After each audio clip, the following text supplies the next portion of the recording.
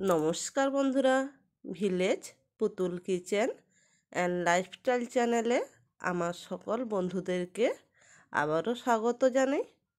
সবাই কেমন আছো? আশা করি সকলেই ভালো আছো। আমিও তোমাদের ভালোবাসায় খুব ভালো আছি।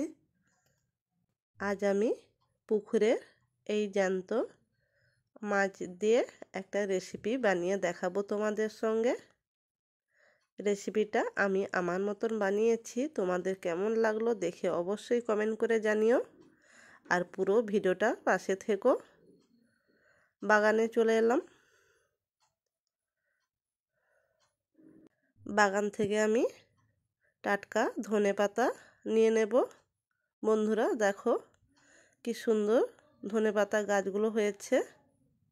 আমি এখান থেকে বেশ কিছুটা পরিমাণ ধনেপাতা নিয়ে নেব।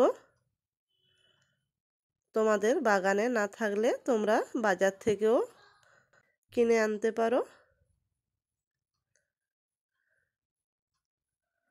আমার বাগানে ধনেপাতার গাছ ছিল, তাই আমি বাগান থেকেই নিয়ে নিচ্ছি। দেখো কি সুন্দর সবুজ হয়ে আছে। আমার যতটা পরিমাণ ধনেপাতা প্রয়োজন আমি ততটা পরিমাণ ধনেপাতা নিয়ে নিয়েছি।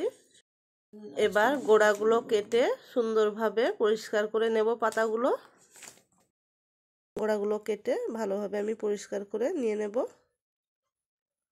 দেখো রেসিপির জন্য এখানে নিয়েছি ধনেপাতা, পেঁয়াজ কুচি, সঙ্গে টক দই, আদা কুচি, কাঁচা লঙ্কা, গোটা রসুন।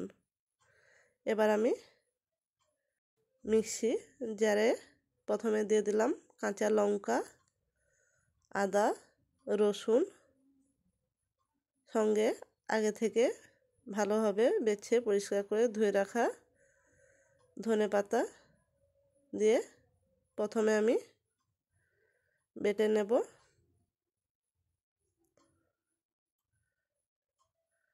এরপর আমি অল্প করে জল দিয়ে দেব। জল দিয়ে আবারও ভালোভাবে মসৃণ করে বেটে নেব। দেখো আমি সুন্দরভাবে মসৃণ করে বেটে নিয়েছি। আর এখানে আমি মাছটা সুন্দরভাবে কেটে পরিষ্কার করে ধুয়ে লবণ হলুদ মাখিয়ে নিয়েছি।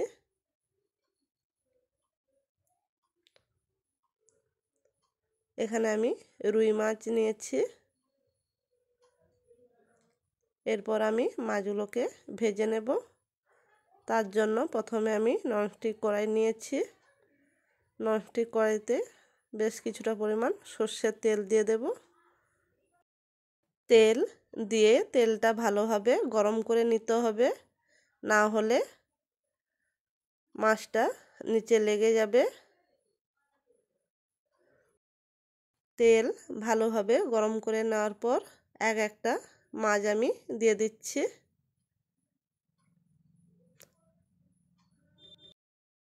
মাছগুলো আমি ভেজে নিচ্ছি, তোমরা দেখতে থাকো।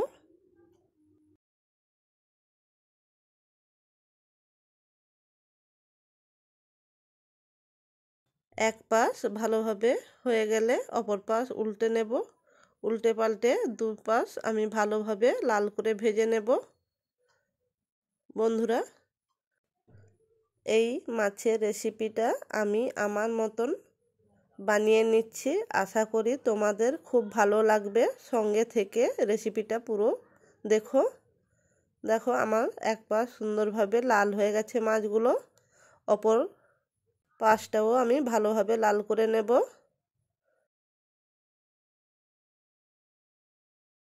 মাছগুলো আমি সুন্দরভাবে ভেজে নিয়েছি। এবার এক একটা মাছ আমি তুলে প্লেটে রেখে দিচ্ছি। দেখো কি সুন্দরভাবে লাল হয়ে গেছে মাছগুলো।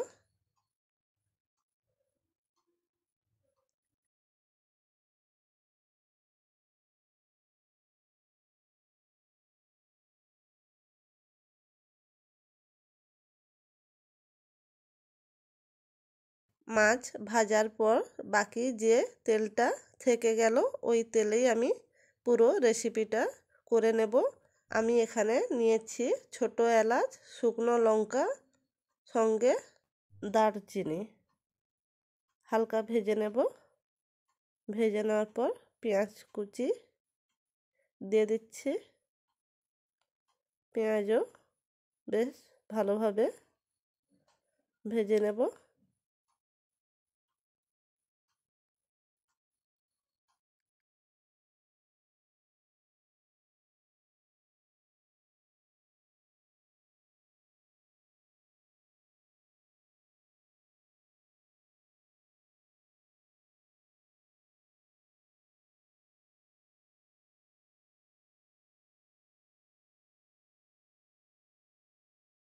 পেঁয়াজ ভালোভাবে ভেজে নেওয়ার পর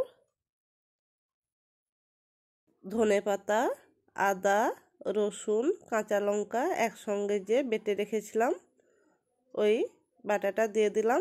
সঙ্গে জিরে গুঁড়ো, হলুদ গুঁড়ো, লঙ্কার গুঁড়ো, পরিমাণ মতন লবণ সব কিছু দিয়ে ভালোভাবে কষিয়ে নেব। 2-3 মিনিট ধরে আমি ভালোভাবে কষিয়ে নেব।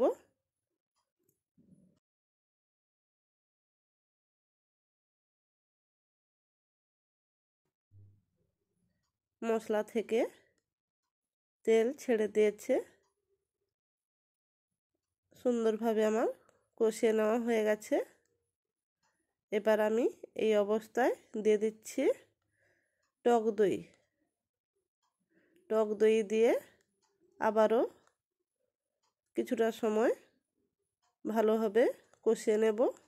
টক দই দিয়ে আবার কিছু সময় ভালোভাবে কষিয়ে নেব। বন্ধুরা, এই রেসিপিটা আমি বানানোর পর আমার বাড়িতে একজন খাওয়ার পর যখনই এই রেসিপির কথা হয় তখন সে বলে, কোন রেসিপি? ওই বৌদির রেসিপিটা? তাই আমি এই রেসিপির নাম রেখেছি বৌদির রেসিপি। দেখো আমার সুন্দরভাবে কষিয়ে নেওয়া হয়ে গেছে। এবার আমি এখানে পরিমাণ মতন জল দিয়ে দিচ্ছি। তোমরাও বাড়িতে একবার হলেও এইভাবে বানিয়ে দেখো, খুব ভালো লাগবে খেতে। এখানে খুব বেশি পরিমাণ জল লাগবে না। পরিমাণ মতন জল দিয়ে ভেজে রাখা মাছগুলো দিয়ে দিলাম। ভালোভাবে আমি ঢাকনা দিয়ে ফুটিয়ে নেব। 2-3 মিনিট ভালোভাবে ফুটে নিয়েছি। এবার দেখো সুন্দরভাবে আমার রেসিপি রেডি হয়ে গেছে। আর এই রেসিপিটায় বেশি জুস থাকলে ভালো লাগবে না, তাই একটু ঘন করেই বানিয়ে নিতে হবে। আমার মাছের রেসিপিটা রেডি হয়ে গেছে। এবার আমি একটা প্লেটে তুলে নিচ্ছি। বন্ধুরা, রেসিপি তোমাদের যদি ভালো লাগে প্লিজ লাইক, কমেন্ট, শেয়ার করতে ভুলো না যেন। আর নিজের বন্ধু, আত্মীয় স্বজনদের মধ্যে রেসিপিটা শেয়ার করে নিও।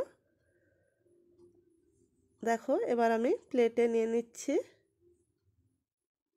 আর আমার চ্যানেলে নতুন বন্ধু হয়ে থাকলে অবশ্যই বন্ধু হয়ে পাশে থেকো, আমিও তোমার পাশে থাকব। আর যারা আমার চ্যানেলে পুরনো বন্ধু আছো তাদের সবাইকে অসংখ্য ধন্যবাদ। আর যারা এত সময় আমার পাশে থেকে আমার রেসিপিটা পুরো কমপ্লিট করলে সবাইকে অনেক অনেক ভালোবাসা, অসংখ্য ধন্যবাদ। সবাই ভালো থাকবে, সুস্থ থাকবে, সবাইকে ভালো রাখবে, ভালো ভালো খাবার খাওয়াবে রান্না করে। সবাইকে টাটা, বাই। সবাই ভালো থেকো। আবারও দেখা হবে নতুন কোনো রেসিপি নিয়ে। সবাই